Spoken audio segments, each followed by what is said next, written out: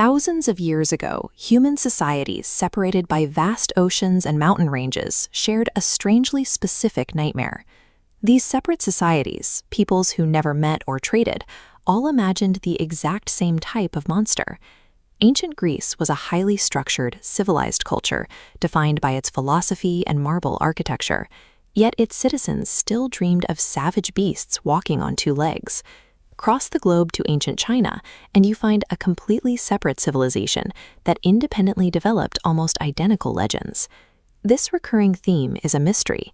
If a culture wanted to invent a terrifying adversary, they could imagine a giant predatory animal or a superhuman villain. Instead, they consistently chose to splice the two species together. These chimeras appear across history as consistent mythological patterns. They suggest a specific role for the hybrid, acting as a framework for exploring the various animalistic traits that exist within human nature. In Chinese folklore, Bajie stands as a powerful fighter who is constantly undermined by his own physical indulgences. His pig-like features turn abstract traits like greed, laziness, and lust into a visible reality. He is the image of human consciousness trapped within a gluttonous form. Ancient Greece explored a darker physical vice using the same hybrid logic, a brute, untamed rage that ignores all reason.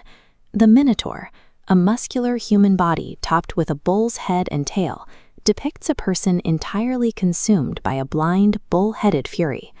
By locking human minds inside these animal bodies, early societies created a system of psychological profiling.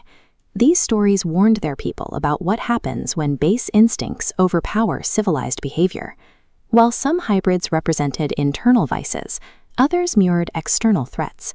In the isolated, dense rainforests of the Philippines, the environment itself shaped the local monsters. Here, legends warn of the Tikbalang.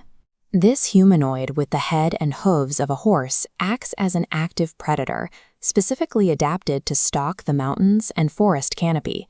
Similar environmental adaptations appear across the nocturnal hunting grounds of the African continent. Ethiopian folklore describes the Werehyena, a creature that turns a real-world regional scavenger into a terrifying humanoid hunter. It serves as a direct parallel to the human-wolf hybrids found in European forests.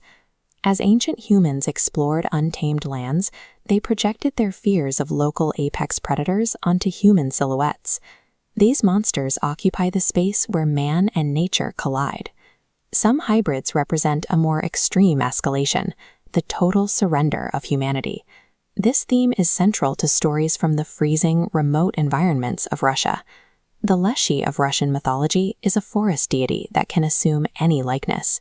It often shapeshifts into a deer, voluntarily severing its ties to a human form to live entirely as a beast.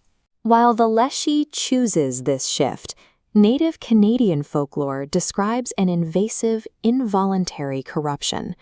The Wendigo is a malevolent human deer spirit that possesses weak people. It targets the mind, stripping away the victim's humanity and replacing it with a hollow, monstrous hunger.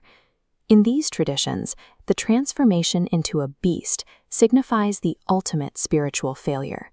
It is the image of a human soul completely lost to an invasive primal darkness. The chimera serves as a visual shorthand for the dualism of the human condition. It represents the part of us that is rational and civilized, forever tethered to and fighting to contain our wild primal instincts.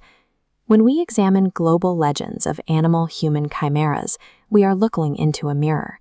These stories allow us to gaze at the different facets of our own psychology.